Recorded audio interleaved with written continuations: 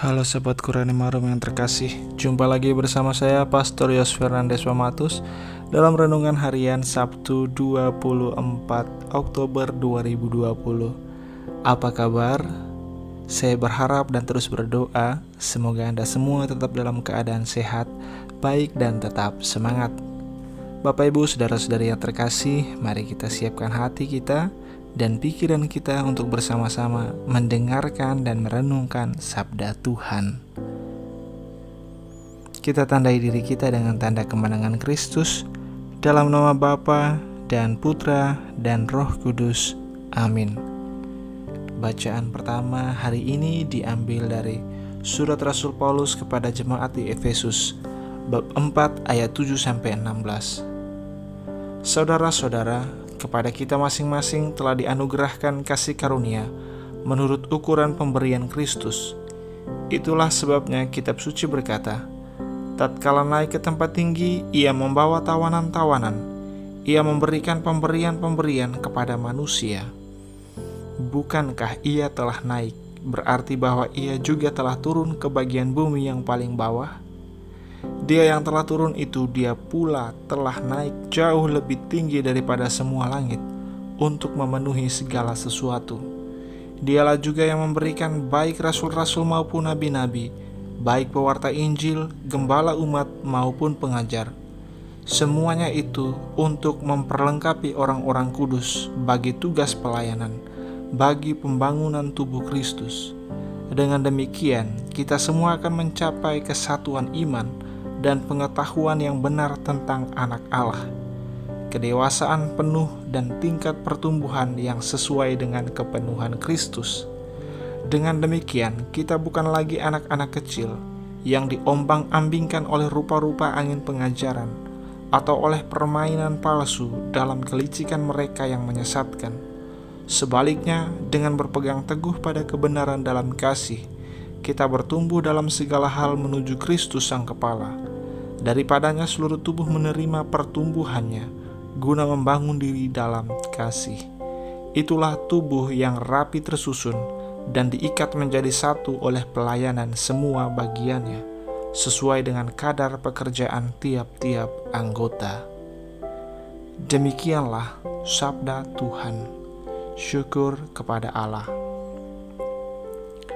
Dan Injil pada hari ini diambil dari Injil Lukas bab 13 ayat 1-9. Tuhan sertamu dan sertamu juga. Inilah Injil Tuhan kita Yesus Kristus menurut Lukas. Dimuliakanlah Tuhan. Pada waktu itu beberapa orang datang kepada Yesus dan membawa kabar tentang orang-orang Galilea yang dibunuh Pilatus, sehingga darah mereka tercampur dengan darah kurban yang mereka persembahkan. Berkatalah Yesus kepada mereka, sangkamu orang-orang Galilea ini lebih besar dosanya daripada semua orang Galilea yang lain karena mereka mengalami nasib itu? Tidak, kataku kepadamu. Tetapi jikalau kalian tidak bertobat, kalian semua pun akan binasa dengan cara demikian. Atau sangkamu ke-18 orang yang mati ditimpa menara dekat Siloam lebih besar kesalahannya daripada semua orang lain yang diam di Yerusalem? Tidak, kataku kepadamu. Tetapi jikalau kalian tidak bertobat, kalian semua pun akan binasa dengan cara demikian. Kemudian Yesus menceritakan perumpamaan ini. Ada seorang mempunyai pohon ara yang tumbuh di kebun anggurnya. Ia datang mencari buah pada pohon itu, tetapi tidak menemukannya. Maka berkatalah ia kepada pengurus kebun anggur itu, sudah 3 tahun aku datang mencari buah pada pohon ara itu, namun tidak pernah menemukannya. Sebab itu tebanglah pohon ini. Untuk apa pohon itu hidup di tanah ini dengan percuma? Pengurus kebun anggur itu menjawab, Tuan, biarkanlah pohon itu tumbuh selama 1 tahun ini lagi. Aku akan mencangkul tanah sekelilingnya dan memberi pupuk kepadanya. Mungkin tahun depan akan berbuah. Jika tidak, tebanglah. Demikianlah Injil Tuhan. Terpujilah Kristus. Saudara-saudari yang terkasih, Injil hari ini menegaskan kembali bahwa Allah kita adalah Allah yang maha murah dan maha rahim. terhadap manusia yang berdosa yang mestinya mendapatkan hukuman, Ia justru memberi kesempatan untuk bertobat. Yesus menegaskan hal tersebut dengan memberikan sebuah perumpamaan tentang pohon ara yang tidak berbuah. Pohon ara itu tidak berbuah dan hendak ditebang oleh si tuan, tetapi oleh bujukan si pekerja, pohon itu kemudian diberi kesempatan untuk bertumbuh selama 1 tahun lagi. Dan dalam setahun itu si pekerja berusaha merawat dan memberinya pupuk.